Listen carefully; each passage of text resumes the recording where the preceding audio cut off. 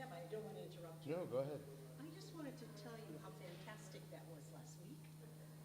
And the fact that reading the paper and listening and reading the things, I could just visually see all those things. And they talked about the Russian army taking Assad, deciding to take Assad into Russia, whatever. I mean, I could visualize where they were going. They were Oh, talking good. about the the Russian forces, whether they're going to maintain in the area or not, and the 6 miles in for Oh, Israel. good. Oh my gosh, it was just that is so important for us to know. Sure. It was wonderful. I Thank just want you to tell so you, much. anytime you want to do that, who am I? But I give you carte blanche. Well, thank you very much. Oh my Yes, God, it was so whenever we have something that comes up that impacts us like that, I'm going to try to do that. perfect. It was so good. Thank you, thank you. And things are happening on a daily basis. Yes, they are, for sure.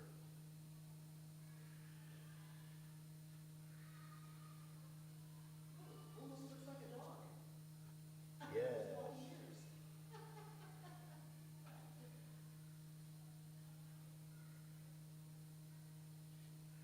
Okay, well, I'm a terrible artist, but that's how it is.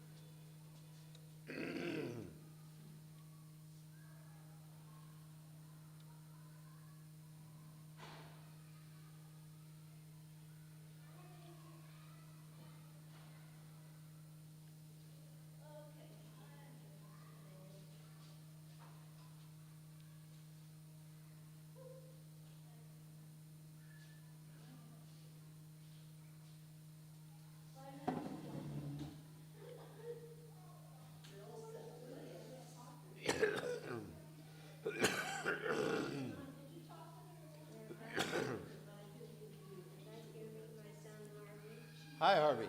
You know what? I'm just getting over a cold, so let me not. There we go.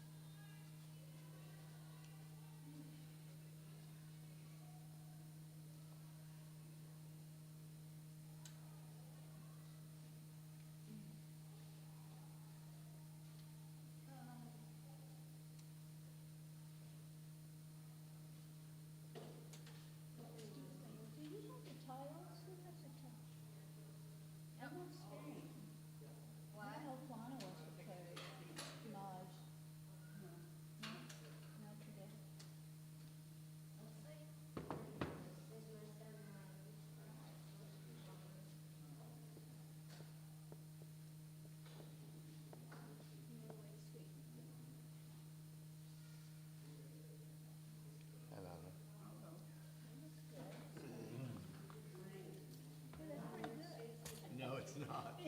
It's not at all. Better than what I would do. It's not at all. But it's something. It at least gives us an idea.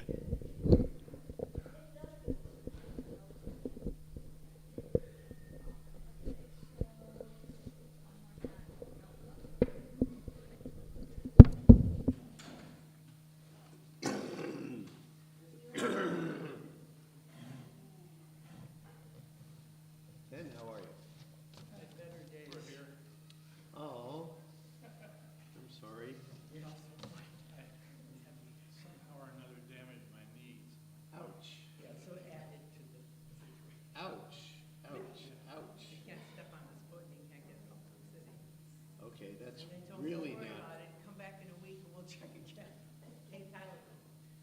ouch. I like your top, yeah, you went there. Oh, thank you, thank you. And it's just really doubting, I really want to. Where would they go? I don't even think.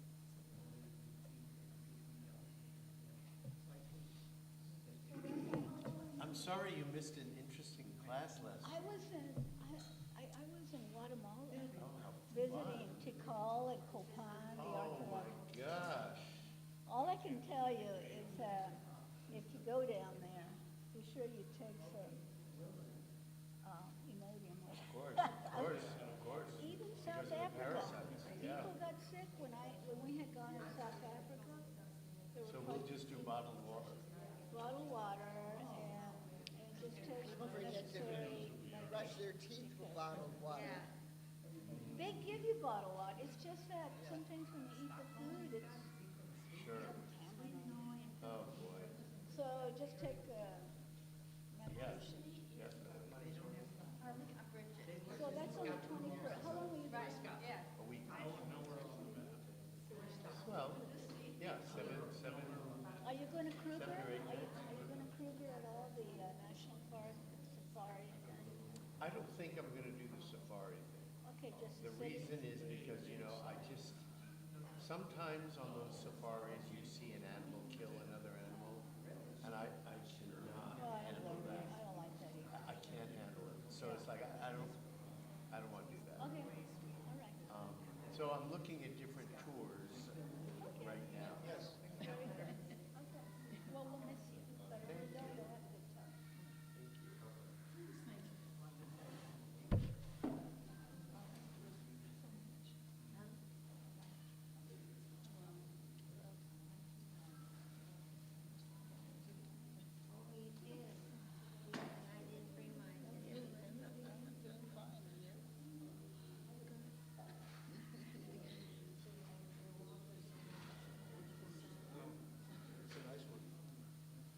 See, this my son Harvey.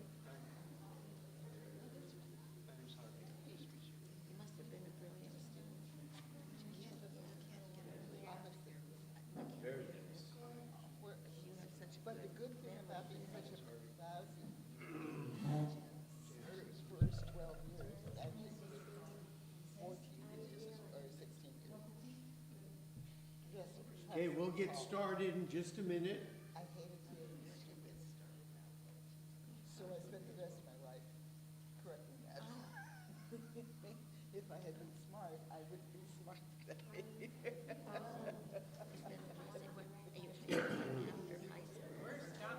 After college, the day I graduated from college, I realized they can't take the degree away from me. Yes. I can take classes the rest of my life and not worry about the grades or homework or anything else. I can learn for the sake of learning. Which is the best. That was the way I, and I started taking classes. After college. Okay, good morning, everyone. So today we're going to go to Sweden for a little bit. And then depending on time, I might finish up with a little bit of Wales, because Wales is a very short history for us. So let's go to Sweden. So the history of the Jews in Sweden starts in the 17th century. So the 17th century are what years? 01 to 1700. Good, 1601 to 1699, to 1700? Yeah, but if we say the 18th century start, when does the 18th century start? When does the 18th century start? 1701. 1601. The 18th century. You think it starts in 1701? The first year is 1. Okay. Very good. So if we're in the 17th century, we're talking about the 1600s, right? In the year 2000, I was not celebrating the turn of the century. I waited to 2001. So in the year 2000, you were not celebrating like the rest of us. You waited until 2001. Okay, very good. So, okay. So there is a record of several Jewish families who are baptized into the Lutheran Church. And at the time, that was a requirement for settling in Sweden. Why the Lutheran Church?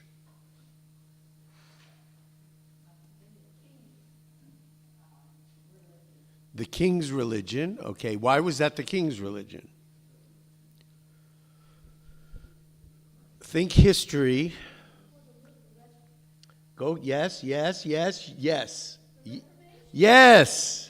So, when does the Protestant Reformation happen? A little earlier. 1500. Think 15.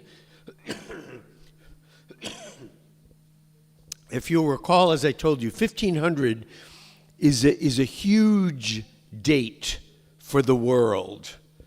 The Jews are kicked out of Spain, but 1500 we have the printing press, we have the Protestant Revolution, we have in Judaism the Kabbalah, the Renaissance. It's a huge turning point, and probably defines for us the beginning of the early modern period, right after the Middle Ages.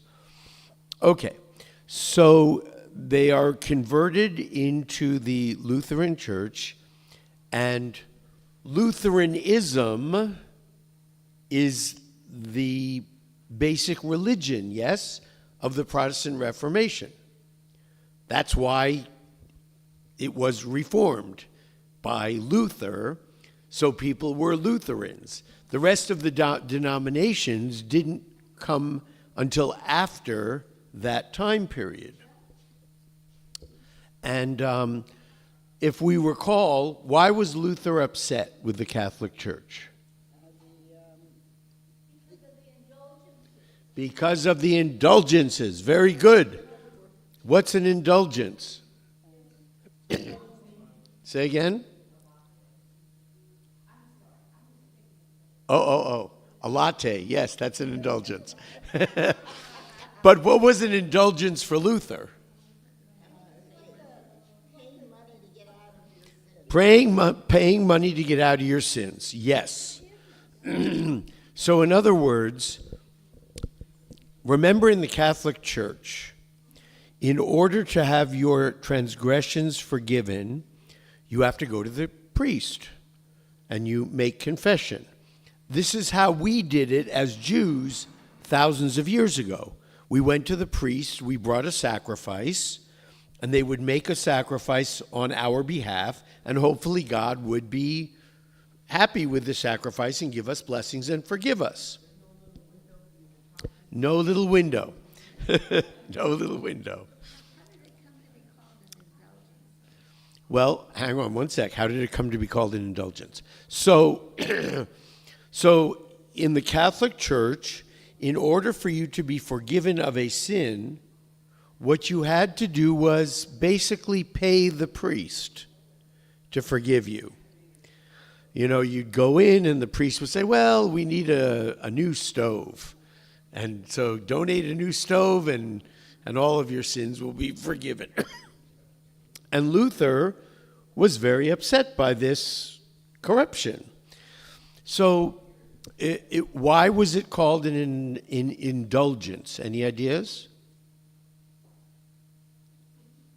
In order to be forgiven, you had to indulge in some kind of donation or contribution to the church or pay money so that your sins would be forgiven. All right. So Luther railed against this practice, and out of that came the Protestant Reformation, which changed the face of Christianity in Europe for good.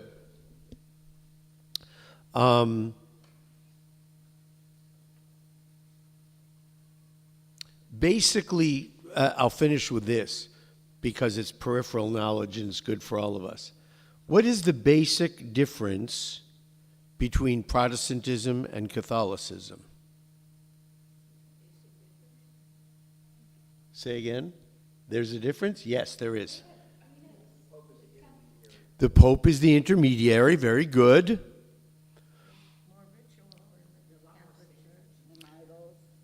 The more ritual in the Catholic Church. Idols or icons. Very good. So basically, the Protestant Church follows more closely to the teachings of Paul, and the Catholic Church to the teachings of James, in the sense that in order to achieve salvation in the Catholic Church, it depends on your faith and your works. Faith and works. In other words, you have to believe that Jesus is the Messiah and that you have to do all good works in the world. According to Paul, if you read his letter to the Romans, what does salvation depend on? Faith alone. So faith alone for the Protestants, faith and works for the Catholics. Okay. So these Jews are baptized into the Lutheran Church because if you were a Jew, you couldn't go into Sweden. It was not allowed. It was a requirement for settling in Sweden. In 1685, Charles XI said that no Jews may come into Sweden because he was worried that Jews would contaminate the purity of the Protestant religion.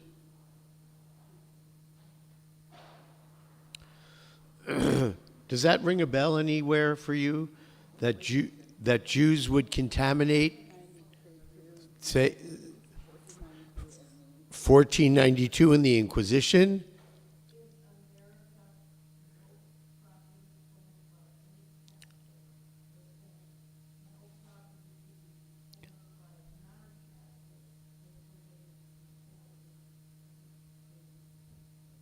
When are we talking about? 1600s, 1800s. No property could be owned by anybody who wasn't, no property could be owned by anyone who wasn't Catholic. And you said this is where? On the Mexican border?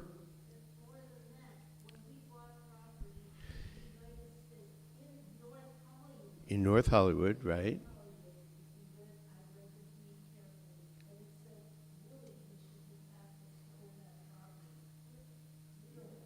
Really, you should have been Catholics to own that property, but they sold it to you anyway.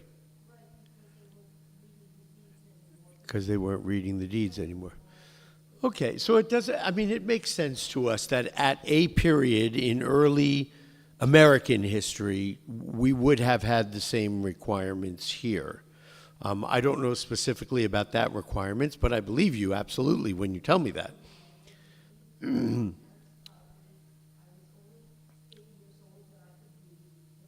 Right, right. So no Jews could go into Sweden lest the Jewish religion would contaminate the purity of the Protestant religion of Sweden.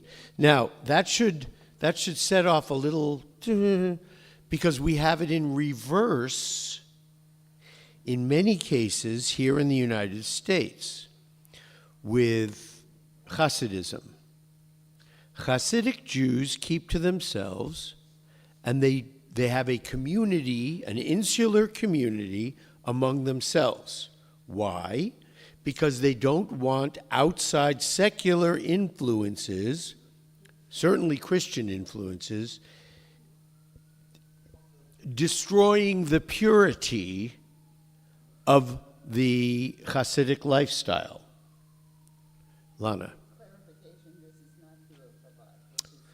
This is not true of Chabad, Lana says. But there are a number, Chabad is just the best known Hasidic sect that we know. There are many, many very insular Hasidic sects.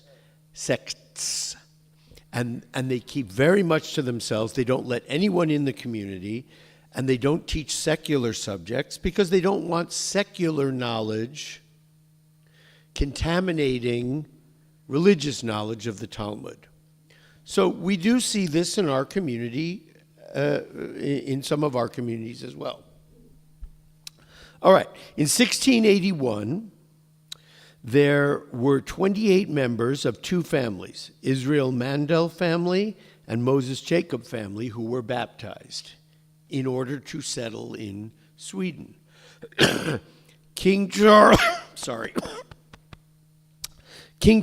XII accumulated a large debt in Turkey. He had been looking at settlements on the Turkish border, and he borrowed a lot of money from Jewish and Muslim creditors in order to establish colonies there. When he was in Sweden, these Jewish and Muslim creditors followed him back into Sweden to make sure that they could collect on their debts. Because of that, Charles XII changed Swedish law to allow religious services and circumcision for Jewish people who came into the country. After Charles' death, the government was financially strapped. Thank you so much. And more and more, the government was leaning on Jewish moneylenders. And so the moneylenders kind of, blackmailed a little bit the government and said, we will lend you more money if you give us more civil rights. Right? So we are in 1727, 1746, 1748, and the government began to make some small concessions. Smaller settlements, the Jewish people could own property in smaller settlements and in rural communities. So if we're talking now about 1748, when did Jews first get emancipated? After the French Revolution. Very good. In approximately what year? Round numbers. 1800. Napoleon, 1800. Round numbers, right? My personal opinion is that we don't get caught up in like minutia of the dates. Think round numbers. 1800 is Napoleon, right? A little bit before Napoleon, late 1700s, is Catherine the Great. Then we have Napoleon. Okay, so Jews don't get first emancipated until, correctly, as you said, right after the French Revolution, approximately 1800 Napoleon. All right, so in 1782, so this is the same time as Catherine the Great in Russia. At 1782, Catherine the Great is pushing all the Jews into the Pale of Settlement. Remember, as we learned? In 1782, Jews are restricted in Sweden to 3 cities: Stockholm, Gothenburg, and a city, I think it's Norrköping. I'm guessing on the pronunciation. And they were not allowed to trade anywhere else except those 3 cities, and they were not allowed to own property or serve in the government, and they were not allowed to convert Lutherans, right? This was the idea of converting Christians was taken away from Jews in the Middle Ages, right? All throughout Europe. Goes back to the Romans, very good. And the idea that Jews could not proselytize, right? So we always think that Jews are a non-proselytizing religion. We definitely were when we started out. What do you think Rabbi Jesus was doing? He was going out everywhere and talking to everybody and telling them, this is great. We proselytized for sure. And then, as Lana correctly points out, in Roman times, and if I said Middle Ages because if we want to say the Middle Ages start with Constantine, then we're still, but yes. Yeah, I heard a statistic that 10% of the Roman Empire at one time was Jewish or monotheistic. They were fellow travelers. So Lana says that her understanding is that at one time, 10% of the Roman Empire was either Jewish or some kind of monotheistic faith, right? Because if we're talking about, let's say, 300, Christianity has just been adopted personally by Constantine, and it's going to be made the official religion of the empire under his successor, Theodosius I. Islam had not come onto the scene yet. So we did have a lot of pagans. But it's very true that at that time in history, Jews were a very large percentage of the population were Jews. That shouldn't surprise us. We're talking about the Holy Land, right? So everybody there was Jewish. So it shouldn't surprise us. And so starting at that time, we were forbidden to proselytize, which is why even until now, we really don't proselytize. We don't go door to door. We don't go asking people, right? If people come to us, we welcome them. And clearly, as we all know, the absolutely best example and most successful example of that is Chabad, who does incredibly good work in the world. They welcome everybody and make a real effort to teach and to spread our religion to people who are interested. They do great work.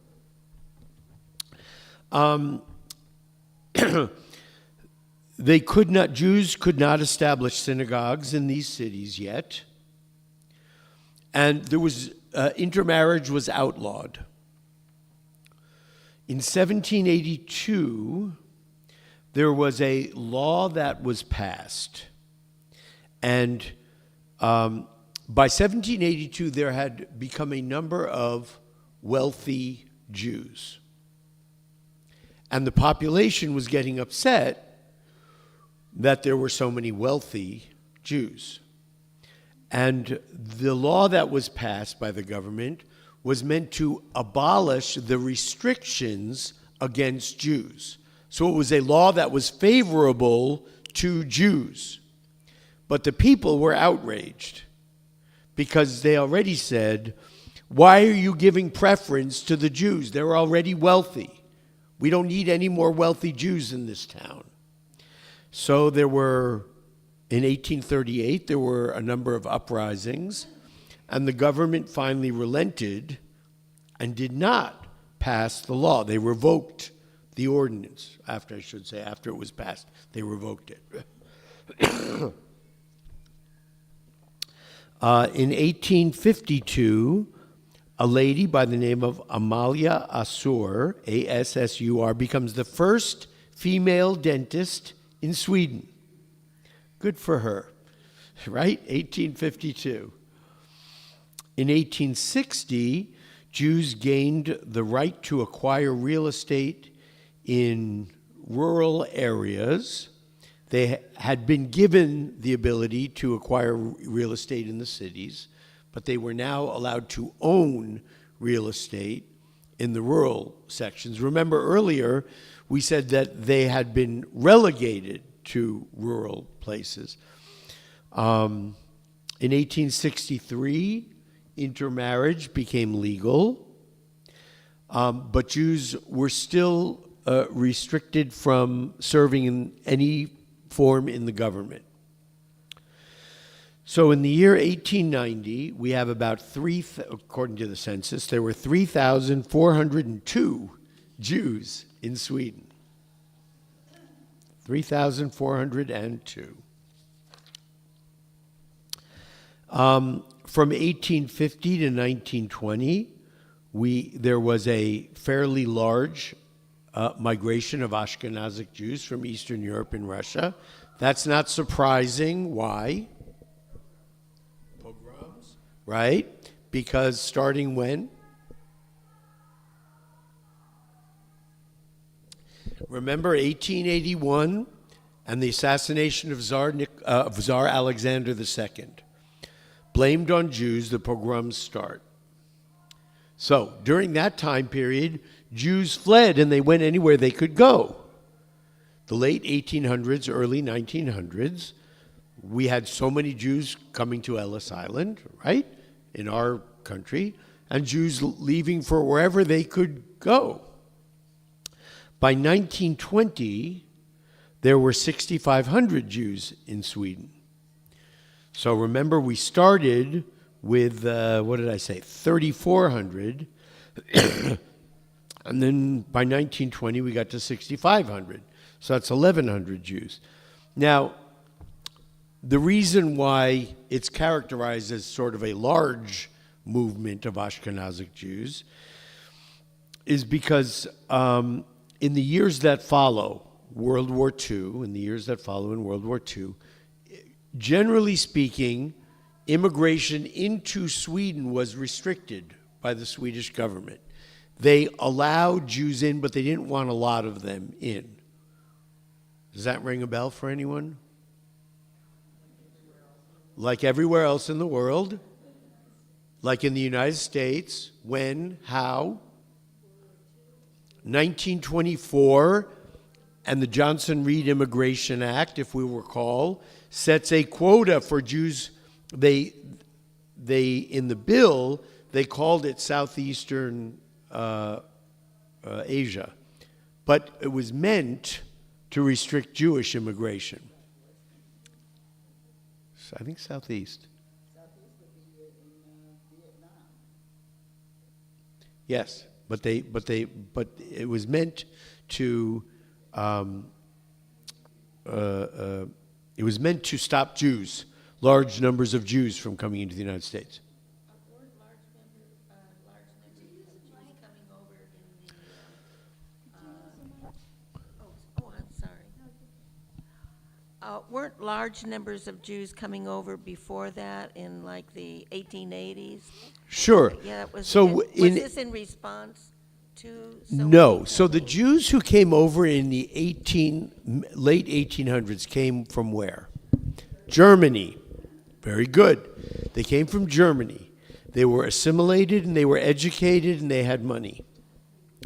The Jews who came a little bit after that, fleeing the pogroms, were poor, Russian, Eastern European, and so it was a completely different population of Jews, very religious, versus the German Jews who had come earlier, who were mostly secular and assimilated. And we've talked about that a number of times in our class, that set up a real conflict in the early 1900s between the poor Eastern European Jews and the wealthier German Jews, who were embarrassed by the poverty and the lack of education of the Eastern European Jews. So, Rabbi, could I say something? Sure. I'm reading a novel right now, and I'm sure there's some accuracy to it, that some of the Jews that were processed at Ellis Island were sent back because they were ill. They had TB or they had other Sure. illnesses, and they were not admitted. Sure. And so that not everybody who came to Ellis Island was processed and allowed to come in. You had to have family members.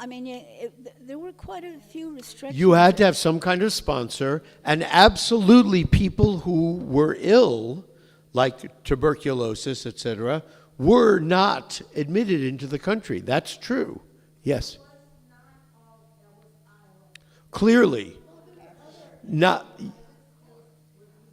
Yes, Janice says it was not all Ellis Island. There were other. Savannah was a huge place. Charleston, yes, absolutely. Yes, absolutely. Correct, absolutely correct. It's just we know Ellis Island the best. Because we were rejecting people that were ill, the shipping company and the country that they were coming from were vetting people so that they didn't even get on board if you were ill. Yep. But it absolutely is true. You had to have a sponsor in those days. You had to know somebody here who could help support you and vouch for you. And okay.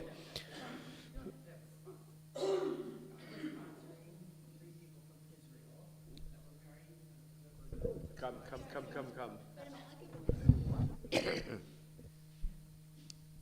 You still have to have a sponsor today, such as my second husband had 3 children.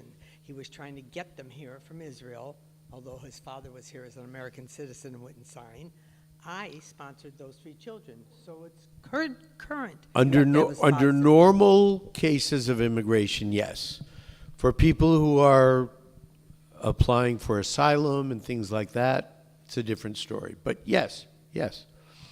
So, yes. Yeah, my grandmother was here, and she went to the bank and borrowed some money, so she had a purse full of money, just for the weekend, and went in and sponsored her sisters, and then gave the money back to the bank the next day.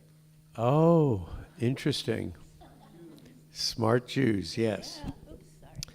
So from 1933 to 1939, this is Hitler, 3,000 Jews fleeing persecution come to Sweden. And remember that Sweden was neutral in World War II, so it was a safe place for Jews to go. But remember, the Swedish government was, okay, immigration, but we don't want a lot of it. Until 1942. Because in 1942, 900 Norwegian Jews are granted asylum.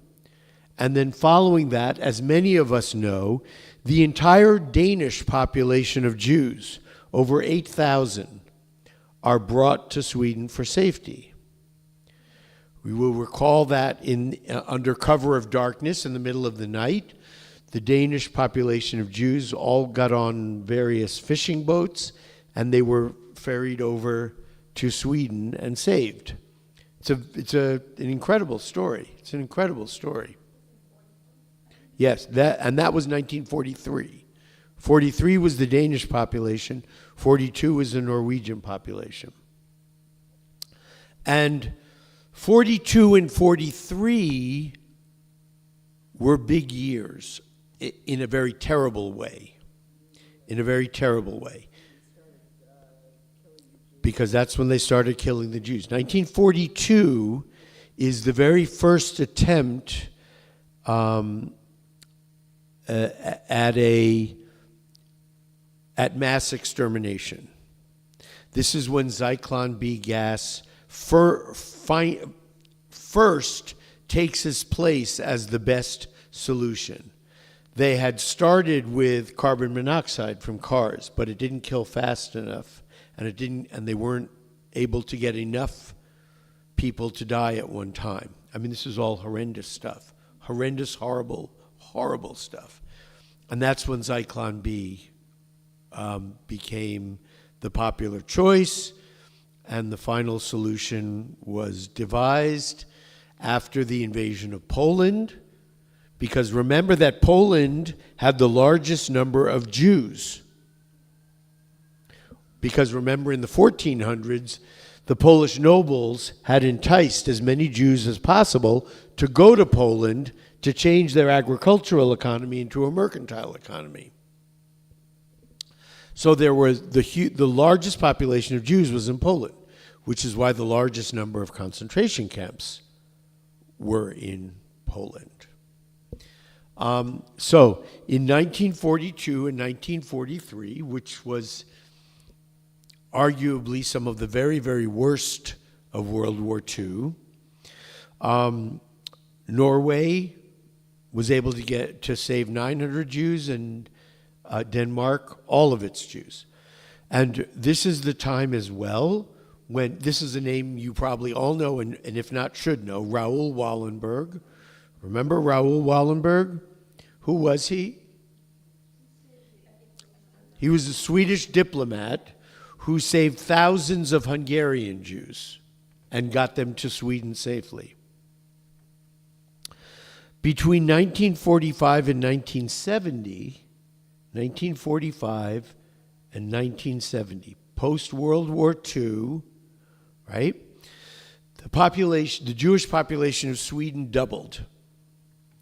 So from 56 to 68, which is in those years clearly, we had a large number of Jews fleeing from communist Hungary, and from 68 to 70, from Poland. So more from Eastern Europe fleeing the communist regimes. In 1951, a law passed that says Jews could now hold political office. And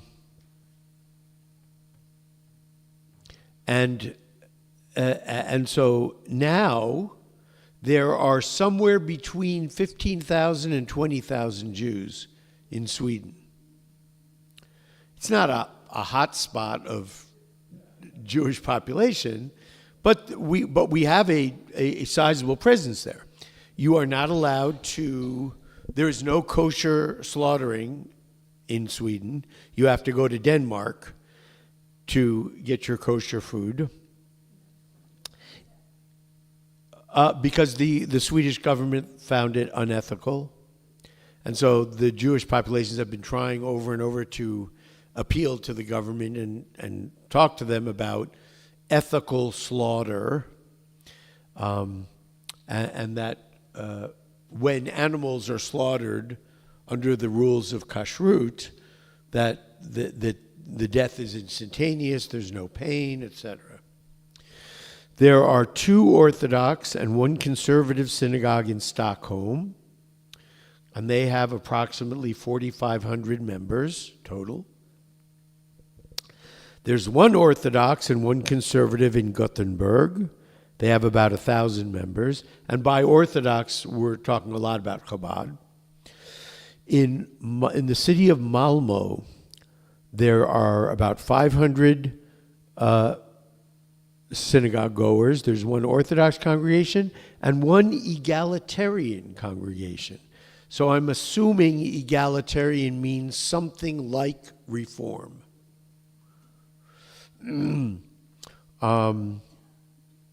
the 2014 survey, Sweden was categorized as one of the least anti-Semitic countries in the world. In 2019, it was considered the least anti-Semitic country in the world. However, as one might expect, in 2024, after October 7th, there was an increase in anti-Semitic events. There were at least 110 anti-Semitic events in 2024. That was 4 times the amount of the previous year. And during the year in 2024, there was some anti-Semitic activity outside the Malmö synagogue when the Israeli flag was burned and protesters were shouting, "Bomb Israel." So, unfortunately, like most of the world, anti-Semitic events have increased a great deal in 2024 after the terrible Hamas attack and then Israel's response, which so many people in the world consider to be disproportionate. Thank you. And that's a topic for another day. But Yes. So what was the government's stance on all of that? Any ideas? Well, they are kind of silent, but officially they stand with the Jewish community, and they condemn the anti-Semitic attacks, and you know, we've seen that in many, many places. Officially, the government condemns the attacks, but they don't do a lot about it. They don't do a lot about it. Exactly. Yes, of course. I know quite a few people after World War II from the concentration camp. They were taken to Sweden for rehabilitation. Sweden was open, free hospital, free help for the Jews, and then they left Sweden. I have a, well, yes. Are they still required to convert to Lutheranism? No. That was rescinded a long time before. Correct. That was actually rescinded, when did I tell you? It was with Charles the 12th in approximately 1700. That law was rescinded approximately 1700. So, Rabbi, when they converted, they didn't have to practice Lutheranism, did they? Yes, absolutely So they how did. How did that work? You know, like They were baptized and had to become Lutherans. could they still practice their Judaism? No. So they weren't like converso. They were. They weren't conversos in the sense, anything, you know, in everything that I read, they weren't conversos in the sense that they were baptized as Lutherans, but in secret they practiced Judaism. No, they were baptized as Lutherans and became Lutherans so that they could settle in Sweden. Right. And then they could have civil rights. Civil rights meaning they could vote, they could own property, they could get married, etc. Because intermarriage was outlawed, and you couldn't own property if you were Jewish at that time. So the Jews that are there now, are some of them descendants of those original? I'm not going to call them conversos, but those that converted. I mean, what happened to them? I mean, they just melded into the community? I think they just melded into the community. I did not find any information on descendants of those first Jews who came and were baptized. But there are Jews who can trace their lineage back to Jewish immigrants from a little bit later than those very first ones who were baptized. Absolutely. Especially in the Malmo community, they were able to trace some of the familial lineages way, way back into the 1700s. Okay. We have just a couple of minutes left. So let me, and I just have a little bit of information because let's go to Wales. Right? Where is Wales? England, yes. Southwest corner, very good. Right? Very good. So the Jewish population in Wales, we can trace back a little bit to the 13th century, which are the 1200s. And England conquers Wales in 1277 to 1283, the late 1200s. And remember that in 1290, we have the Edict of Expulsion. Jews are kicked out of England in 1290. So we all think about, the expulsion from Spain. Well, they were kicked out of England and France before they were kicked out of Spain. We were. And that Edict of Expulsion in England lasted until 1655. So basically 1300 to 1655, 350 years, Jews were not allowed to be in England. The first population that we're talking about comes in the Welsh city of Swansea in 1730. And in the 19th century, in the 1800s, there was a larger immigration into Wales because of the Industrial Revolution. Coal mining expansion and economic growth brought opportunities to the area, and so Jews migrated there for opportunities for economic growth. And they moved mostly into South Wales. In the city of Cardiff, in 1852, there were 13 Jews. There were 13 Jews. Yay, go Jews. Yes, they had a minion. But then, of course, we're talking about 1852, so right after that come the Russian pogroms, the assassination of Tsar Alexander II, 1881, and the movement of Jews into wherever they could go, really. So by the late 1800s, there were 5,500 Jews. So we went from 13 to 5,500, right? Because of the mass immigration into Wales, fleeing the pogroms. In 1875, we have the first synagogue. And in 1911, there's the first anti-Semitic expressions. In Cardiff, there is a Reform synagogue, and in Cardiff, there is an Orthodox synagogue. And in Swansea, they have one Orthodox synagogue, and it's actually the oldest synagogue in Wales. There wasn't a lot of information on the Jewish Welsh community. It's a tiny community. It's a tiny place, Wales, and it's a tiny Jewish community. But I think the interesting thing, clearly, is that we were excluded early on by the Edict of Expulsion from England, and England controlled Wales. So the Edict of Expulsion was enforced in Wales also. And then we were allowed back in 1655.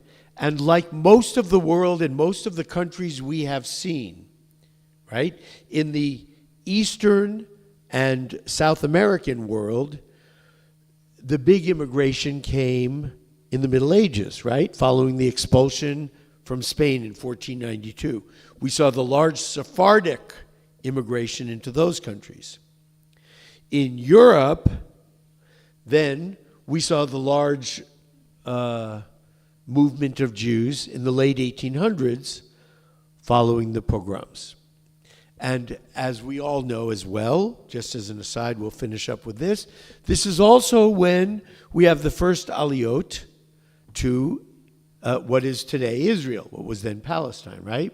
The first waves of Jews who were getting out, coming to Palestine. It was also the time when Zionism was born, and when Zionism was taking hold, the idea that Jews should have a homeland. And you'll recall that Britain institutes the White Paper in 1939.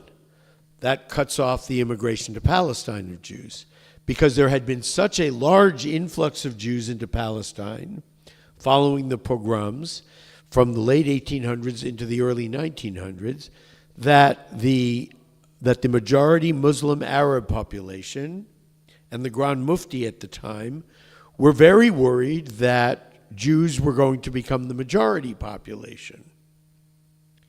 And the the Muslim Arab population was okay with Jewish immigrants as long as they kind of kept their place. Remember, we talked about the idea of dhimmis and, for lack of a better word, second-class citizens.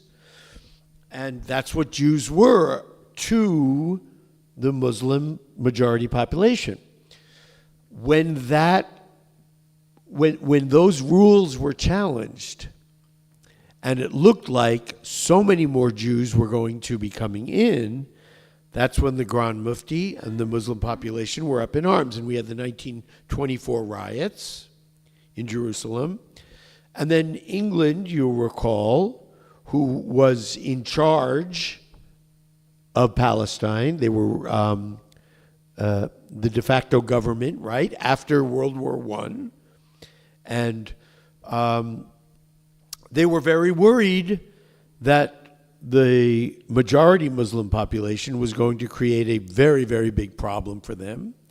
And so they acquiesced, and they instituted the White Papers in 1939, which severely restricted immigration into Israel. And if you think about that, 1939, okay, Kristallnacht was 1938. So you'll recall, and Johnson Reed here was 1924. So once again, you'll recall that after Kristallnacht, when the Jews of Germany realized, oh my God, we're in trouble. We're in big trouble. And they tried to leave. By then it was too late. There was no place to go. Nobody wanted them, and nobody would let them go. The two biggest places they wanted to go were the United States and Palestine. And both of them were cut off. So they were trapped. They were absolutely trapped, and we know what the result of that was. Okay, everyone. I hope you all have a wonderful, wonderful Festival of Lights. Let's all light lots of lights and bring more light into the world. And we'll pray that some kind of deal can be made between Israel and Hamas. We will pray that the remaining hostages come back, and we will pray for peace. Please, God, peace, peace, please. Yes, Happy thank you, Hanukkah, Rabbi. everyone.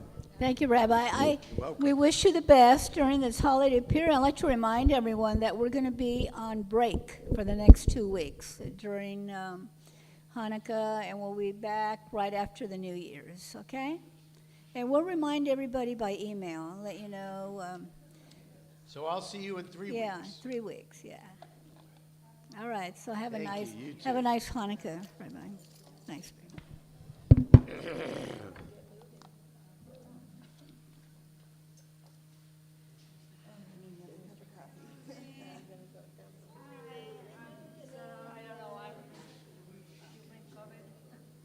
No, I did not bring COVID.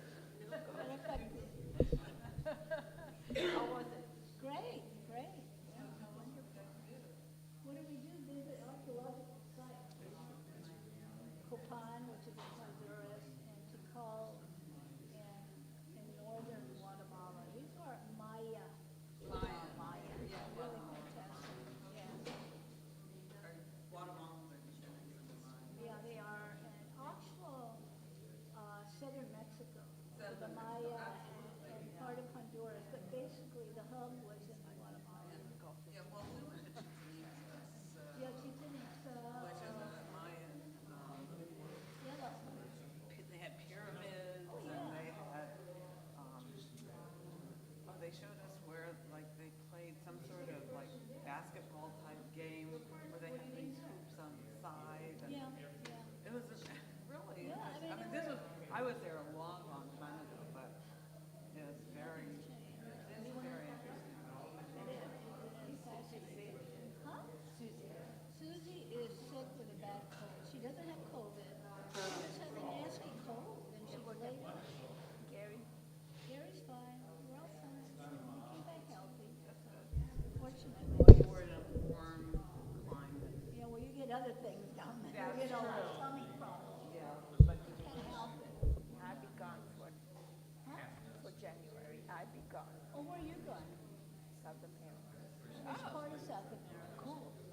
Are you going to Argentina and Chile? Yeah, we go there. Are you going to Patagonia? Yeah, Are Patagonia. you Yeah. going to take that glacier tour? We do everything, hopefully. We take a cruise, but we stay 2 days, 3 days before and after. So are you going up to Machu Picchu? No, we don't go to Peru. That's where I wanted to go. That's where I want to go too. Yeah, I should do that, but take out these But how- elevation pills, Yeah. because you get worse. Yeah. So I really want to go there.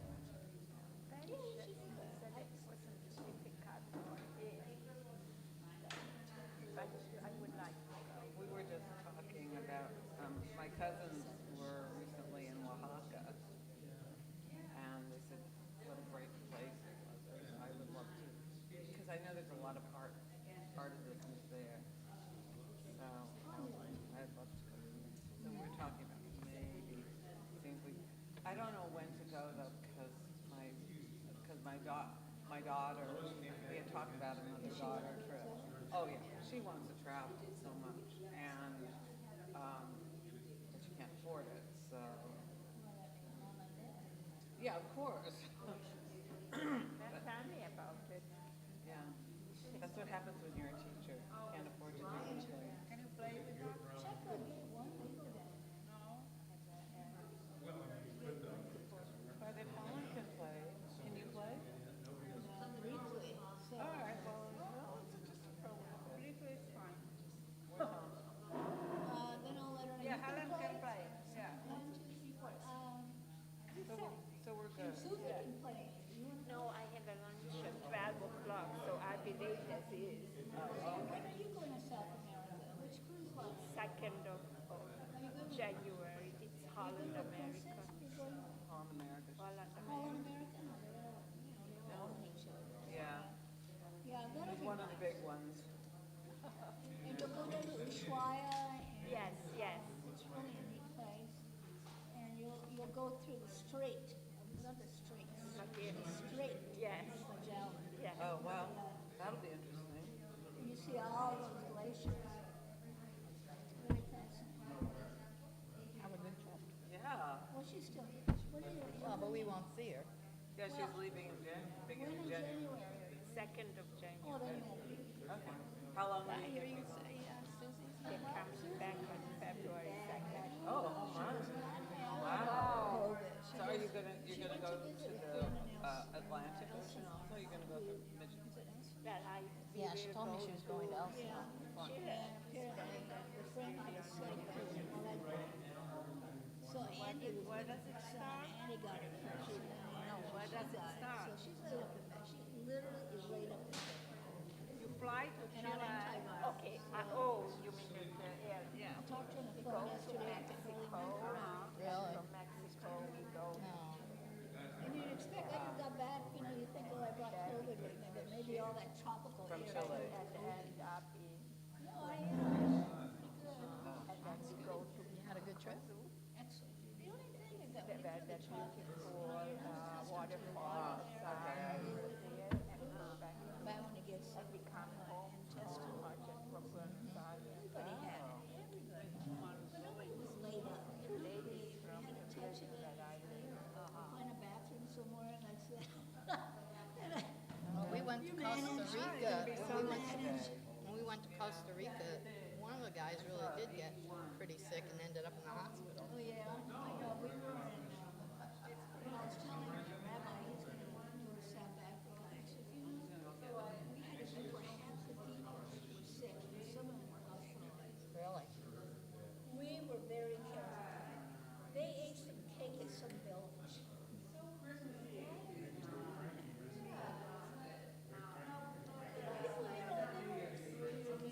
It's hand washing and all that stuff, they may not wash their hands.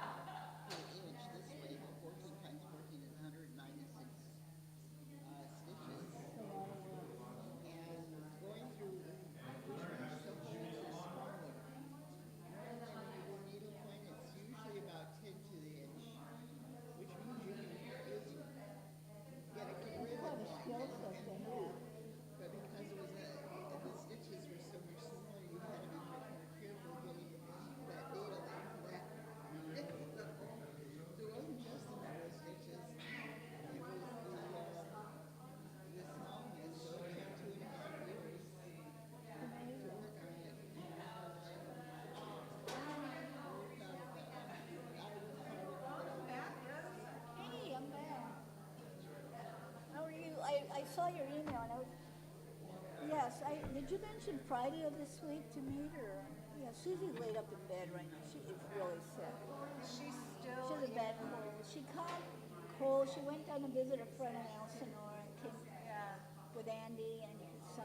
He got sick first, and got the same bug, and she just laid up. Yeah, I wrote. She's on antivirals. She just can't move. She's just really sick. So, depending on if that's why I said not today, because I No, she can hardly talk. But maybe Friday on Zoom. yeah, Because she's not going to leave the house, not for a while. right. So we're off now for the next 2 weeks. He did Sweden. All right, when is the semester then? The end of January. Let me check. Because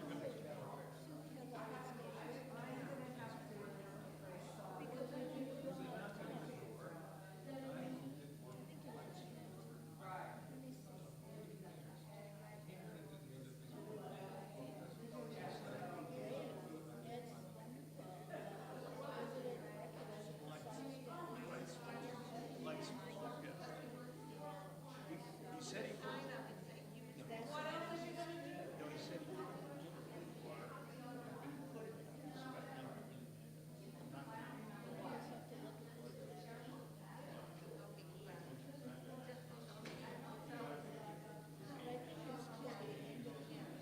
Next semester starts beginning. Okay, so, As soon as I can pull it. yeah, I'm gonna have to talk with you about I know the other program. The holiday, we gotta, I need to talk about subs and figuring out how I can Good morning, or good, almost afternoon. almost after. It is good to see all of you right before the winter break. It's so funny to call it winter break because 80 degrees outside. Yeah. But in addition to that, when I think of winter break, I think of elementary and middle schools and things, not all of us. But it's great to be together. So what did you do today? Sweden, we kind of focused on Sweden, the Jews coming to Sweden. Okay. So, Rabbi, the semester ends on January 31st. Okay. So, just let me know All right. what your schedule. Then I think probably this is it for me, but maybe I will trade with somebody for afterwards. I'm going to Israel on the 13th of January. So we're on break now, and I will know maybe the first week of January, I'll be here. And then after that, leaving for Israel and coming back on the 28th of January. So finally, finally. Good morning, everybody. Let's do the blessing for learning. Today's ethical la'asok b'divrei Torah. La'asok b'divrei Torah. You're not the only person who asks me, sorry. So today's discussion is on the ethics of how to treat children, which is really quite interesting, and I hope that you will get a lot of out of it, whether you are a grandparent or not. It's still very important to take a look at Jewish texts with regard to a part of society that other cultures really didn't pay much attention to, which is actually factual. So I think that you will get a lot out of it. So the blessing for learning Baruch atah Adonai Eloheinu melech haolam asher kitshanu b'mitzvotav vitzivanu la'asok b'divrei Torah. May we continue to immerse ourselves in learning and questioning, which is a good part of what Judaism is, and arguing, which is also a good part of what Judaism is. So let me distribute this now.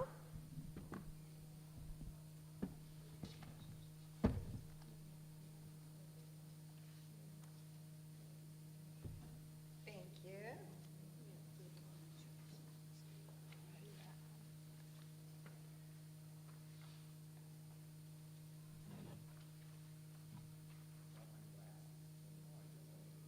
So Rabbi, what's really good about the printing, the fonts are so big, we can actually read them. That's what I was trying to do. Really good. That's why it's so many pages. Thank you. You need to be. No. Okay. So the first one is from Tractate Shabbat. And let's see, who's reading that this morning? Oh, we need one more? You may as well stand here. Okay, go ahead, Rosalie. and Your read. English is a little bit better. Well, you read it then. Susie, you can read it. It's okay. We'll get her, we needed to distribute another little booklet. The other microwaves. No, it's here. And here. All right, Shabbat 10b. And Rava bar Mehaseiah said that Rav Hama bar Guria said that Rav said, so many Ravs here, a person should never distinguish one of his sons from among the other sons by giving him preferential treatment, as due to the weight of the 2 selah of fine wool, melat, that Jacob gave to Joseph, beyond what he gave the rest of his sons, in making him the striped coat. His brothers became jealous of him, and the matter unfolded, and our forefathers descended to Egypt. So interestingly enough, this Shabbat is one of the Joseph weeks in terms of the Torah reading, so it's right on track. So let's go into modern life. Has anybody ever had a friend or experienced something where you absolutely saw that there was not an equal feeling about children? Your own home?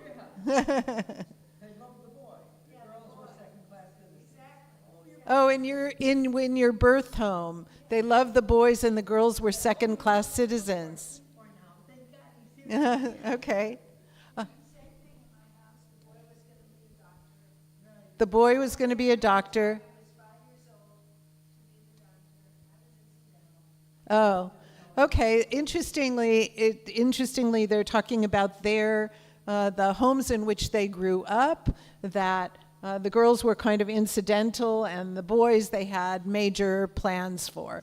So in the Talmud, so we're talking the 2nd or 3rd century of the Common Era, meaning the year 200, the year 300, the year 400, they were already saying you should never, ever, ever do that with your child.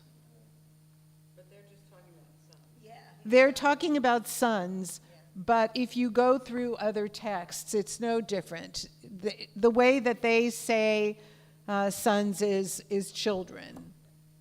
They did not, well, girls and boys had different roles. That would be lying if I didn't say that they were significantly different roles. However, girls were also treated in that same way. So, anybody else have any comment about this? Face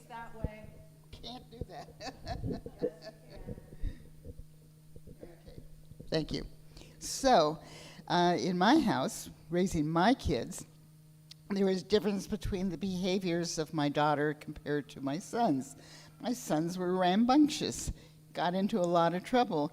My daughter came out of the womb an adult. So how do you not reward the good behavior and have consequences for the bad behavior, and therefore treat your kids differently?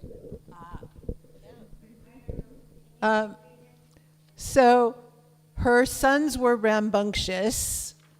Her daughter was mature as when she emerged from the womb. And so how do you in a household treat children equally when they have very different ways of behavior? So I think that in terms of this, it's not the same as saying to your son, you misbehaved. So today you're not getting the candy bar. But this was daily. All right. Or you misbehaved, whatever it is, this is what's going to happen. And if you were to behave, everything would be equal. In the case that they're talking about with regard to Jacob and Joseph, he had other sons who were working really hard. They were working in the fields. They were doing things for the family. But there was something about this one kid because he was the only son of his favorite wife. So that's different. That's kind of like a built-in prejudice for or against someone that they cannot help, right? So, but it caused a lot of rift. So I think it's different than having a misbehaving child who you say, you had your chance. You had your chance to get the same thing and you misbehaved. I think that's a very different thing than having it in the core of your gut that you like one better than the other.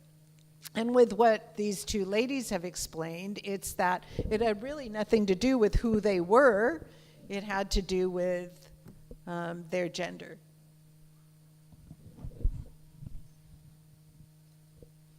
I have just a comment about my dad, who is his yahrzeit is today. He treated, we were three sisters, three daughters. He treated all of us the same, but later on, much later on, we found out that he really had a favorite, which was his first daughter, my oldest sister, but we never knew the difference.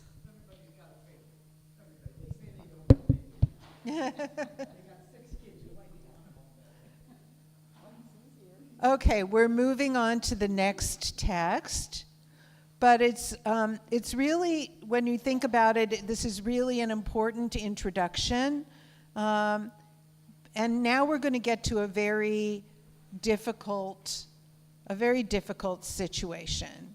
So, who's going to read this one?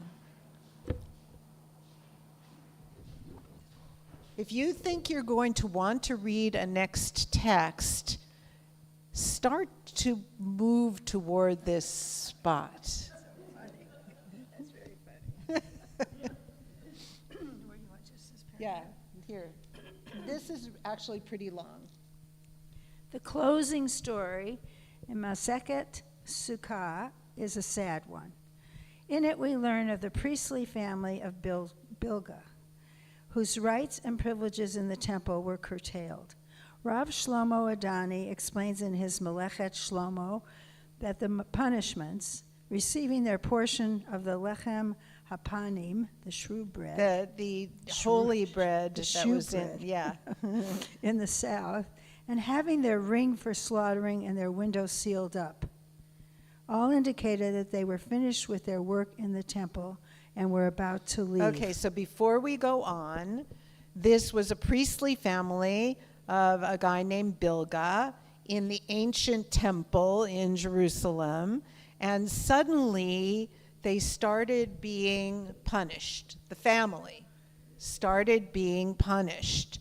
In other words, they locked their door and access to the area in the Temple Mount that was for the priestly group to be able to go into, and basically let them know that they were persona non grata. They were no longer acceptable in the priestly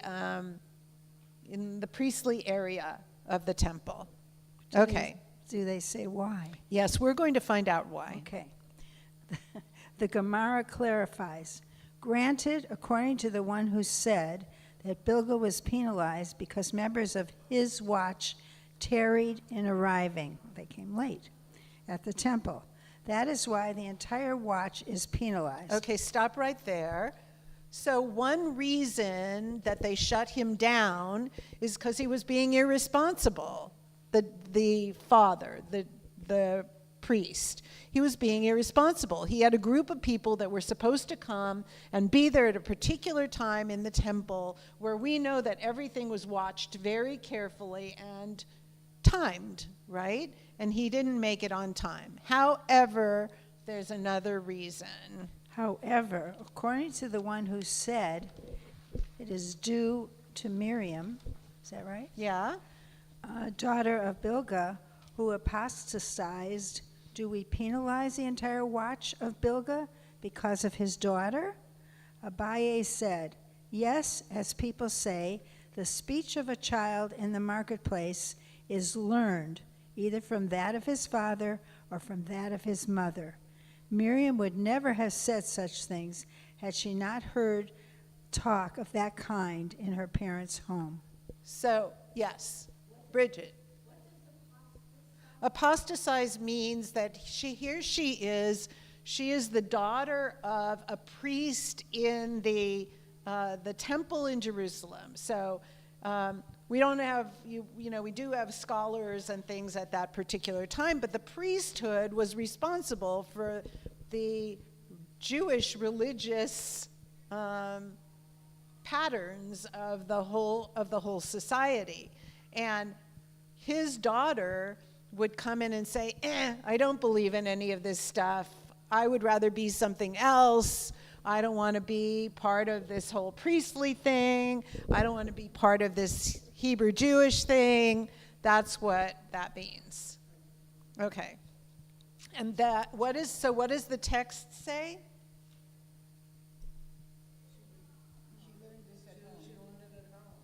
Okay, so somehow the combination between this particular priest being late for everything with the people he's supposed to bring and what the daughter says indicate that there might be some kind of religious upheaval in their household. So what the question is it really the father and the mother's and the family's responsibility if one of the kids takes a different, not appreciated, faith, but a movement, thank you, a different path in her life. And they say in that text, yes. So it's an interesting text. So I wanted you to go to number 2 now to read where it says what Miriam did. Miriam, the daughter of Bilgah, rejected Judaism and married a Greek soldier. When the Greeks entered the temple sanctuary and defiled it, Miriam kicked the altar with her shoe and shouted, "Lokos, lokos, wolf, wolf, until when will you consume the property of the Jewish people? And yet you do not stand with them when they face exigent circumstances." You can go do it. The metaphor of the altar. The Maharsha explains that the metaphor of the altar as a wolf stem from the parallel between a wolf that attacked and ate sheep and the altar upon which the daily Korban Tamid, a sheep, was brought regularly. So people who didn't like what was happening there, they would say, locus, locus, it's like being a wolf, because there were sacrifices being made. Well, remember, this is thousands of years ago, and do we do that anymore? Heck no. But that's what they were doing then. But that's what she did, which was pretty amazing. She actually rejoiced when the temple was violated, and so that's a pretty big deal. And you see in number 1 that it wasn't just that they were late, it was that another family had to come and do like a double shift because they didn't show up. So it was constantly not being responsible, which is why the rabbis come to the idea that it wasn't just Miriam's fault. It was the environment of being laissez-faire or not committed to what their family was supposed to be involved in. Yeah. How do you handle a situation where you have a bad seed? No matter what you do as a parent, you have a kid that's recalcitrant, that's just difficult from day one and won't listen. Do you lock them up? I mean, I don't know. Well, Yes, I heard yes. in biblical times, the way that they put it is that if a child was a recalcitrant child to the parents and to the family and to the community over and over again, they would be stoned.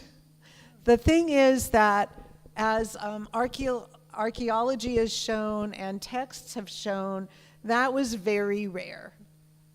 Very, very rare, because you don't find any symbols of that in any single archaeological dig that's ever been done. And what they did was basically push people off into a pit and then stone them. So, yeah. But there's no... There has not been any archaeological proof of that, and there is archaeological proof of a lot of other things. So what that basically means is it didn't happen all that much, but that's what they would do. So they're not saying that if somebody in the family is just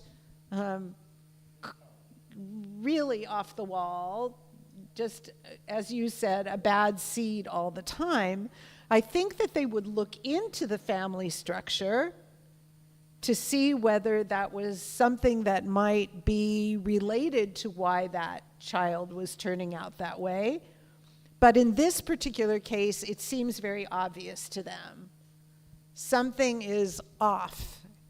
And that something that was off is what made, at least partially, made Miriam decide she didn't want to be any part of it. Although we know that people can make those decisions anyway. So anybody have any comment about the idea that family sometimes has a role to play in these issues that come up with children? I think that's absolutely true. What sets a standard at home is what the kids learn. Right. And sometimes, not all the time, those things can lead to these kinds of things. You could have a situation where the rabbi and his wife, I mean, they were reacting to that bad seed or that child. You can't help it but to react. Maybe they're just worn out from trying to do something, and so you react in certain ways. And maybe the reaction on the part of the priest was to delay everything, and I mean, that was his way. I'm sure that it goes both ways. Yeah, I understand it, that we're looking at it that way. I think that this was the top-notch echelon of the community, and he was already screwing up, right? He was already screwing up. So I can see why they would say this doesn't come out of nowhere. but they don't always blame the parents for things biblically. So let's go on. I just thought that was an interesting one. No, I think we're done. Sorry.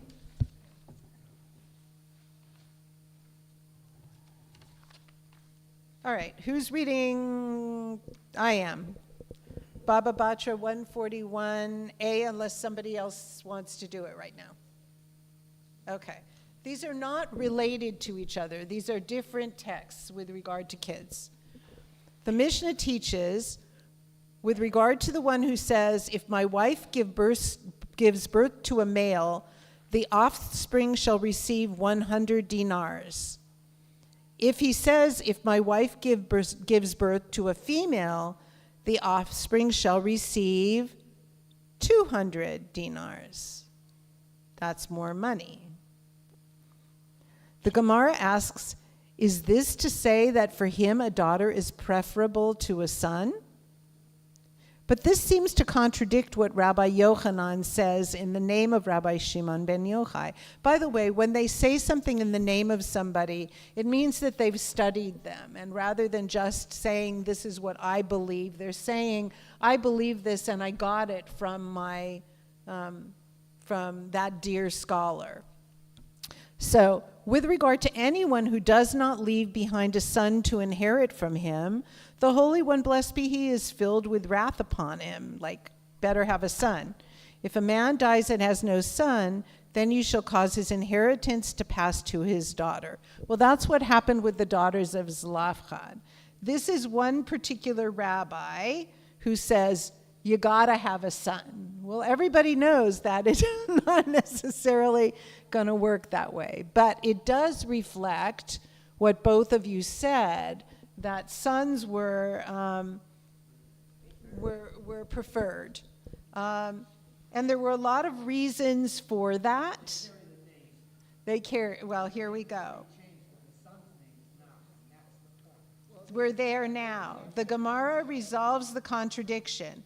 With regard to the matter of inheritance, for him a son is preferable to a daughter, because as a son bears his name and retains his ancestral heritage within his father's tribe. But with regard to the matter of providing for his offspring's comfort, for him, his daughter is preferable to his son, as his son is more capable of coping for himself and the daughter needs more support.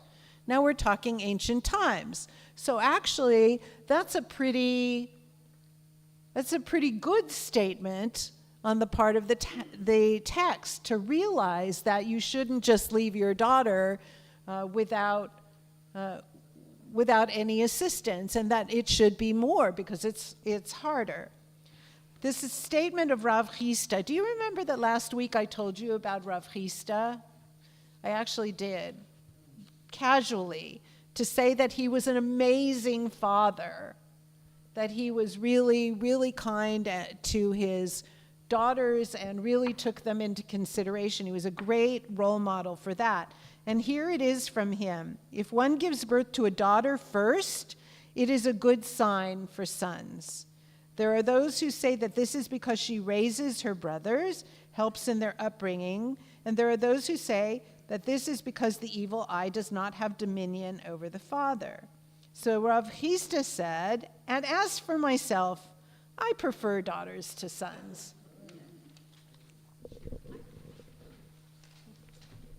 I don't understand this reasoning, because if a daughter needs more support, then wouldn't you rather have sons so you don't have to support the daughter? I mean, I would think you would want a daughter to take care of you in your old age and to maybe help take care of the other children. Well, I guess I put this in here because that's not all we were good for. I wasn't in your house.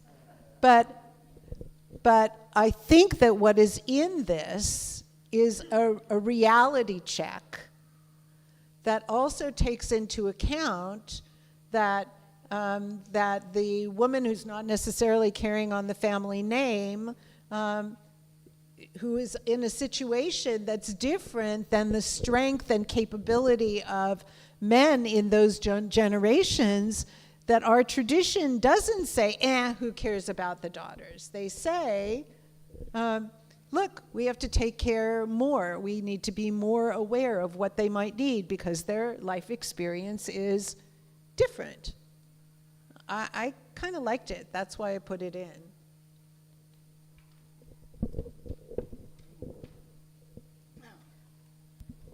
I don't think they had family names at that time. Surnames came into It's not the same kind of surname, but Yeah. it would be Ben. So if it's Shlomo, Shlomo's the father, then it's David ben Shlomo forever, right? And they utilize it in their society in a different way, and it's always the son of, son of, son of, son of. Okay. We've got a little bit more there. The Gemara adds, and if you wish, say, in accordance with whose statement is this Mishnah in which preference is given to the daughter? It's in accordance with the statement of Rabbi Yehuda. And if we say it's referring to the statement of Rabbi Yehuda with regard to the term with everything, bakol, that is difficult. The Gemara cites Rabbi Yehuda's statement. As it is taught, a baraita is a law that shows up, that's not part of a whole text. And Abraham was old, well stricken in age, and the Lord had blessed Abraham with bakol, okay, which translates as everything. But Rabbi Meir says the blessing was that he did not have a daughter. He was good. He didn't have a daughter. But Rabbi Yehuda says the blessing was that he had a daughter. That was a great blessing. And her name was Bakol. So in other words, it wasn't saying that Abraham was blessed with everything. It was that he was blessed with a daughter named Bakol. Evidently, Rabbi Yehuda understands the birth of a daughter also to be a blessing. So I don't know. Probably Abraham was blessed with everything and not a daughter. But I thought it was beautiful in these early Talmudic texts that they're saying really lovely things about rabbi fathers, and they loved their children, including their female children. You wanted to say? I just wanted to say that as young children, generally daughters are easier than sons. I have one of each, and my daughter was not perfect, God knows, but easier until she was a teenager. And then my son was difficult the whole time. Okay.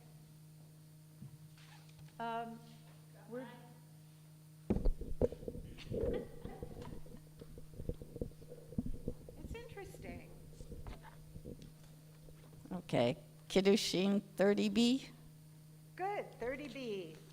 The Baraita further states that Remember that a baraita is a little addition to a bigger text.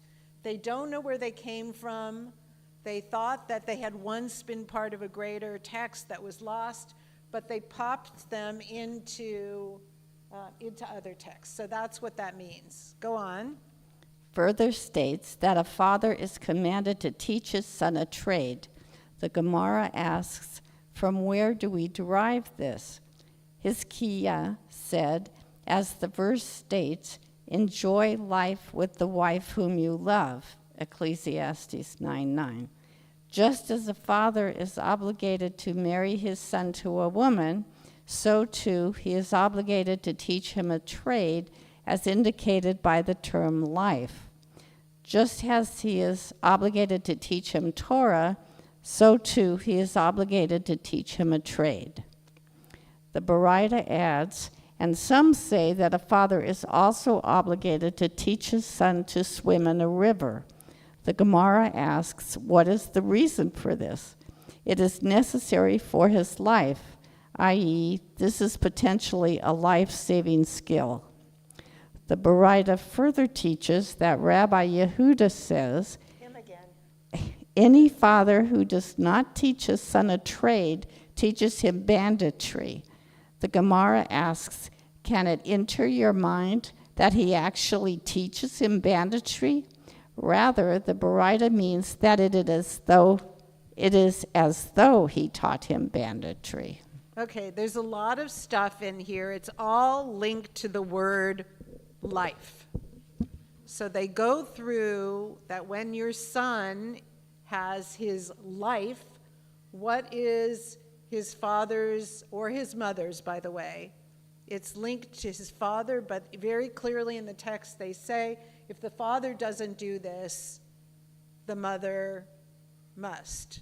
So what are the things that this father must do to create the potential for a meaningful life for his son? Well, what's the first thing? Nope. What's the first thing in this text? Yeah, get him married off. But it interestingly enough, because this doesn't happen in every culture, the marrying off happens as a matter of course, right? That either the families are close to each other, or there's a lot of money in a particular family, or there's a lot of just that family is very well known in the community, so you want to marry off your son to that family. That's not what this says. What does it say? Love. It's significant. Because if you read novels that happen even in the 1800s in London, or some, many different cultures leading up to nearly the time we live in, love is not a big consideration. But you're seeing this in Kiddushin 30b, which is a Talmud text that has to do with marriage. So that's where it starts. So what's it about? Not just what you get, but who you feel for. I thought that was significant. What else do we have? Teach the trade, and we know why they said that. And teach also Torah. So you have to learn about what God gives us, and you have to learn how to have a good career. And then the last one, swim. Well, I think the reason for the river is, as opposed to a pond, is it has a flow, and you have to learn to swim upstream as well. And okay, you have to learn to live upstream as well, and that's a metaphor for being a Jew who has to go against the grain of life. Everybody does things differently than us, and so we have to learn to cope with that.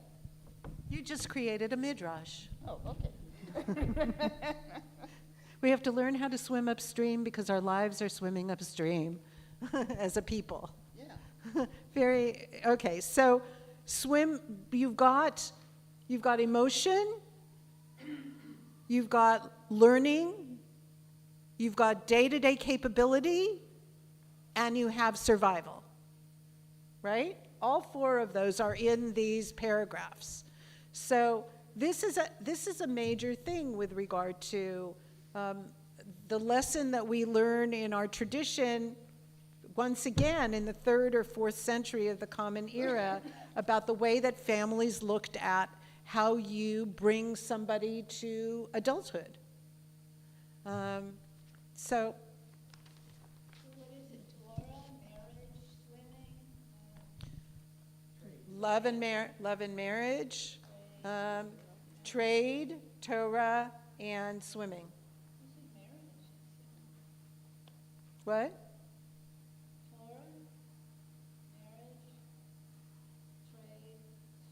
Yeah. It's not in any particular order, I don't think. It's just that they're all there. So all these sons had to marry. How about the woman?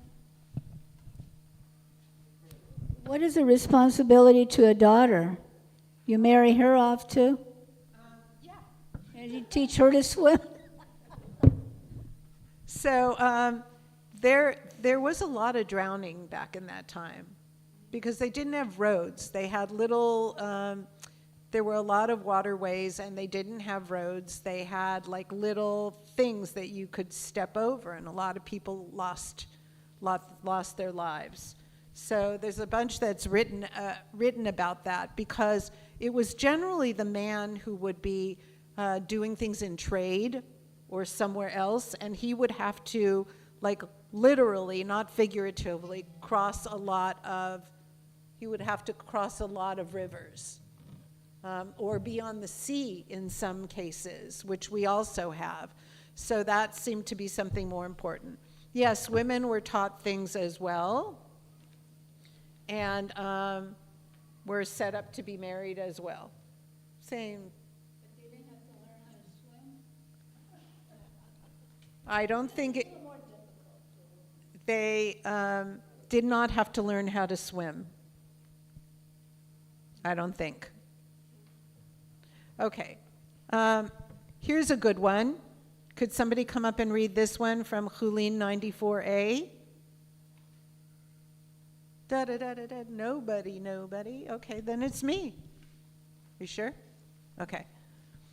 And guests are not permitted to give some of the food that is placed before them to the son or to the daughter of the host unless they first receive permission from the host. So it's kind of like dogs in our generation. We go to somebody's house for dinner, and we're sitting there at the table, at least I have been, and then you have to ask the host, are we allowed to give him a piece of challah from the bread, or do you not feed that dog from the table? And people will tell you one thing or the other. Or, you have to find out whether it's okay to do. So in this particular case, that's the beginning. Before you give anything to the child, like that huge lollipop that they don't want them to eat because of sugar, you better ask the parents. And there was an incident involving a certain individual who invited 3 guests during years of famine, and he had enough to place only 3 eggs before them. 3 guests, 3 eggs. Any eggs for anybody else? No. The son of the host came, and one of the guests took his portion and gave it to the son. And similarly then, the second guest gave his portion to the son, and similarly the third guest. The father of the child came and found that his son was holding 1 egg in his mouth and 2 in his hand. The father became so angry with his son for taking all the food that he hit the son to the ground, and the son died. When his mother saw what had happened, she ascended to the roof and fell down to the ground and died. And when the father saw that both his son and his wife were dead, he also ascended to the roof and fell down to the ground and died. So, the moral is, Don't feed the guest any food. don't, what? Ask the father first. Yeah, don't feed the dog any challah. What? Don't be greedy. We don't know how old that child was, right? There are a couple of things that are really important here, more than what they said. Besides the don't feed somebody's child, we're talking about a time when there was a famine. The person invited people over, had 1 egg to share with everybody. Did he know that the guests willingly gave that egg to the son? No, he didn't know, and he comes in, and it looks to him like his son really shamed him, the father, by asking for or taking the only food that he was capable of putting on the table. Now, in biblical and Talmudic times, are you allowed to hit your child? Yes. You're not allowed to hit them that they crack their skull and die, obviously. But what it's telling you here is several different mistakes. Several different mistakes. One is what? He didn't ask the child, why did you take this? Yes, he didn't ask anything. He just got furious and probably scared and embarrassed or whatever it was. In the end, it destroyed a whole family. So he didn't ask, he didn't check, he just raged. And what's the other one? Don't make assumptions, but also? But the guest should have asked. And there's one more that doesn't get said because we don't know how old that son is. But the son should have also waited and asked permission from their father or mother. But that none of that happened. And so what is the ultimate moral of this story? Exactly. Don't jump to conclusions. And don't, same thing, don't assume. Bridget? The mother should not have committed suicide? Yeah, so you've got all of this as well. Suicide is illegal according to Jewish law, right? So it's screwed up in every way possible. But the thing having to do with jumping to conclusions about what your children do, about what other people do, is a huge thing with regard to this text and the ideas about how to treat children. Okay. Ta'anit 8a. Are we out of time? No. Yay. Okay, we're almost done. Somebody going to read this one? You're going to make me hoarse?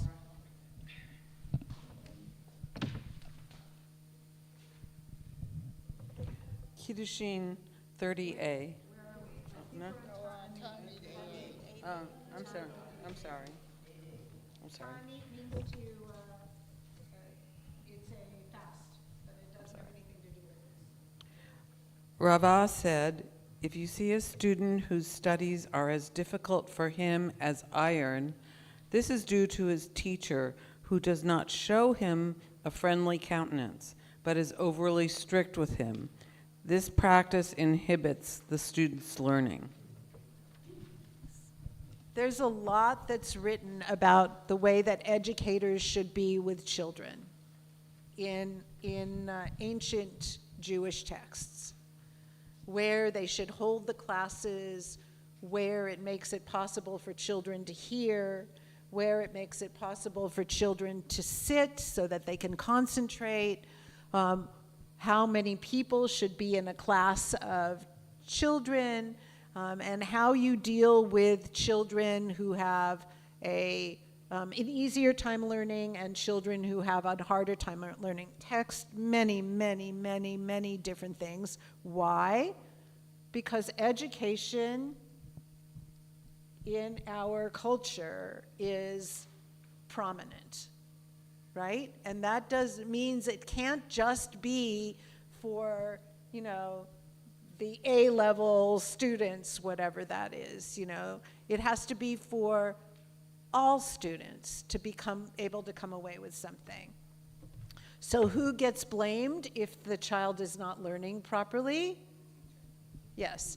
In this particular thing, it comes down to the person who's teaching, because there's a very clear idea that there need to be different techniques for different kids. Now, for me, the reason I chose this, along with knowing about all of these other ones, is that it kind of replicates what we try to do in our societies now.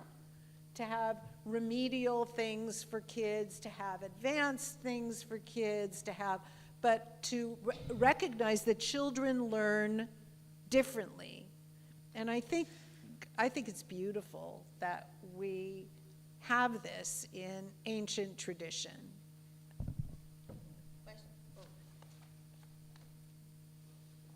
I'll try to repeat what you say, Bridget, unless you want to come up. No, my question is during the times when this was written. During the time when this was written, I'm curious as to whether students were taught one-on-one, were they taught in group settings? They were in group settings, so yeah, it's a little more difficult when you've got a group of children to meet the individual needs as opposed to a one-on-one. But later on, like in the 1600s, 1700s, like that, people would also have learning partners, which we have had all the way through the text, but they instilled that with kids, and also, just individual tutors. But you're talking about a time that's so ancient that people would live in these housing areas with the oven in the middle that we've discussed before, and the kids would sit on the ground in those particular areas. So it wasn't like 50 kids or 30 kids. It was just the kids in each of the areas to teach them. I've got a question. So I'm assuming all this was done orally. It was kind of pre-literate when this was written. There was actually writing literacy, but you're correct. These texts were originally oral, and there literally were, and it would be a whole group of rabbis who would be studying together in the evening because they had jobs during the day, but they would each have a person behind them. This is real. A person behind them who would be trying to memorize whatever it is that they said. And lest we not believe that, there was a teacher at the Jewish Theological Seminary in the last generation in the late 1900s who memorized every single page of 22 volumes of the Talmud. He could quote any of it by putting a pin down on a page in the book, and he would open it up and he'd be able to say what it was. So back in ancient times, it was easier for people to memorize things than it was for us. But yes, it was originally oral, but when the history got too traumatic and they were afraid that all of these things would be lost, then they were written down. It was probably only the sort of the upper level, like rabbinic. Yeah, I mean, these are rabbis who did this, and those were the text. However, there's another thing, and Bridget, I'll get you in a moment. The other thing are called genizas. Genizas were and are like caches of paper or parchment or whatever people used. Where they wrote down that things that could possibly be the name of God because they didn't want to destroy them. But along with that came a lot of regular papers, people's businesses, children's scribbling to learn how to write, all of those things much later than this, but starting in like the 1400s. They started collecting these things and they still find them. So, and that was just regular people writing things down. Back to the time of Maimonides. Yeah, 1200s, yes. Bridget. Well, this also says that you should expect everybody to be able to learn. You shouldn't, just because they don't learn right away, that doesn't mean that they're not going to learn, that you have to try harder. Yeah, I don't know what to say to that. I guess I would venture to say, since my daughter worked in special education for such a long time, that and still works with that field, that it is possible for everybody to learn something to a certain degree. Okay. We're going to, let's see. Let's skip Kiddushin. I hope you read these on your own. But this tells you how long parents thought that they should be linked to their children's success. But let's go to 1 Kings 1:6. This is not from the Talmud. It's from a much earlier text. Now Adonijah, son of Haggith, went about boasting, "I will be king." He provided himself with chariots and horses and an escort of 50 outrunners. His father had never scolded him. "Why did you do that?" And his father said he was the one born after Avshalom, and like him was very handsome. So the idea in the text is that if you just let your kids get away with everything, that you could get challenged, why the heck did you do that, instead of find some kind of discipline in your household. So this ancient text, in the ancient text, somebody's saying, what the heck? Like, why would you let your kid to grow up to be that kind of person who thinks that they're going to just get everything and be, chosen for everything? Because it didn't happen that way, by the way. And I thought it was funny that, yeah. So, 2 last ones. Do you want me to read it? Sure, go ahead. It is related of the son of Gorgias of Lydda that he ran away from school and his father pointed to his ear.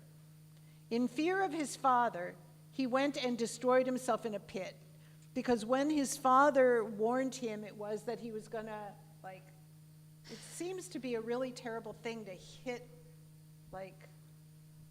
people used to hit people, on their ear, and it would wreck their hearing forever and hurt them terribly. So because his father was letting him know that he was going to be hit or something by his father, in fear of his father, he went and destroyed himself in a pit. They went and inquired of Rabbi Tarfon, who ruled, "We do not withhold anything from him." It is what he means is about burial. When you commit suicide in Jewish law, you need to be buried in a different way, because God gave you life and you're not supposed to take your own life. So when Rabbi Tarfon said he should not be withheld of anything, it meant that this child should not be withheld of any of the religious ways of laying him to rest. He shouldn't be penalized because he did that to himself. It is related of a child in Bnei Brak that he broke a bottle on the Sabbath and his father pointed to his ear. In fear of his father, he went and destroyed himself in a pit. They inquired of Rabbi Akiba, who ruled, "We do not withhold anything from him." Hence, the sages ruled, a man should not even point at the ear of a child, but should either punish him immediately or keep silent and say nothing to him. In other words, you don't scare the heck out of the kid that you're coming to get them for something. Either you punish them or you let it go. Any comments on that?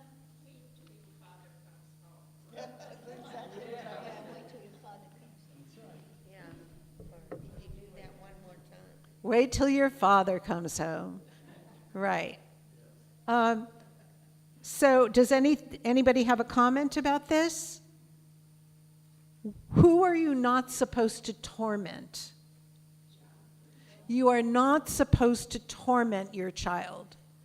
We did the text before, like, why the heck didn't you discipline your child? And the father says, oh, because he was so gorgeous, right?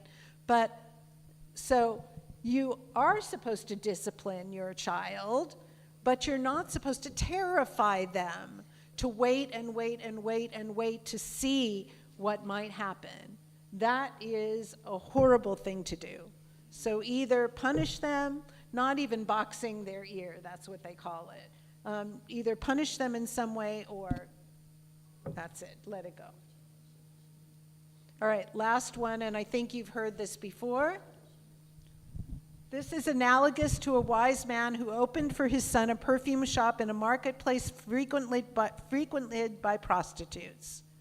The alleyway had its effect, the craft had its effect, and the lad as a young man had his effect, and he went astray. You can imagine what they are saying. His father came and caught him with the prostitutes. The father began to shout and say, I will kill you. His friend, however, the father's friend, was there and said to him, you caused the lad to stray, and you're screaming at him. You forsook all the crafts and taught him only perfumery. You forsook all the alleyways and opened a shop for him only in the marketplace frequented by prostitutes. So who's responsible for the fact that this kid went awry? Yeah.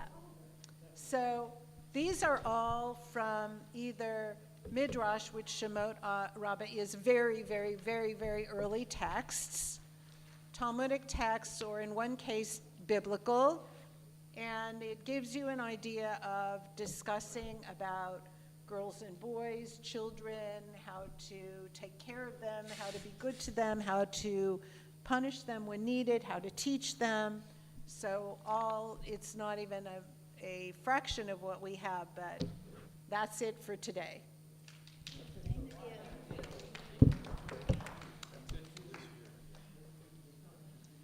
All right, we'll see you after the year in 2025.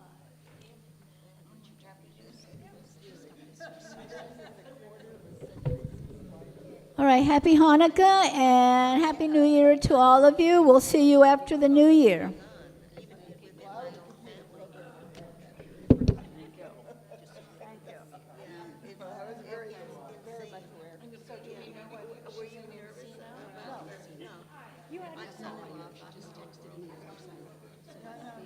One of my programs had a problem, but it was company I worked for 20 years earlier. Probably has to do with the antiviral. So our systems were designed right. 8-digit dates instead of 6-digit dates. Yeah, they were so worried. All right, okay, I got to work on a lot of digital What kind of dates. dates were very, Thank you for I don't know what Encino Hospital she's in, but I'll check with her. She went to Encino, maybe the one just right there, just quickly. Thank you. Thanks for I'm thinking jumping on into the conversation. Ventura Boulevard probably, but I'm not some sure. of the legacy systems where you were dealing with 6-digit dates. did bad things happen? Because Very few. very few, yeah. But the hysteria around it. Oh, just like the hype today. Yeah. The news people like to do a lot of scaring out of us. And, yeah, the world's going to come to an end. Right. There are things we should be scared of, but the things that they, I know. it's Very bad. The consequences of all of this is really horrible right now. Talking about, well, been lied to an awful lot. I know, but there must have who been are the some liars? times you showed up. That's a good question. Well, the only way you know who the liars are is you have to watch both kinds of movies. That's right. If you're only watching your bubble, But then you don't even know. You've got lies on this side, lies on that side. that's not necessarily But one is true. worse. One side is worse than the other. Yeah, Yeah. but most of the time, if you see an event, you see a speech, and see how it's reported by both sides, then you have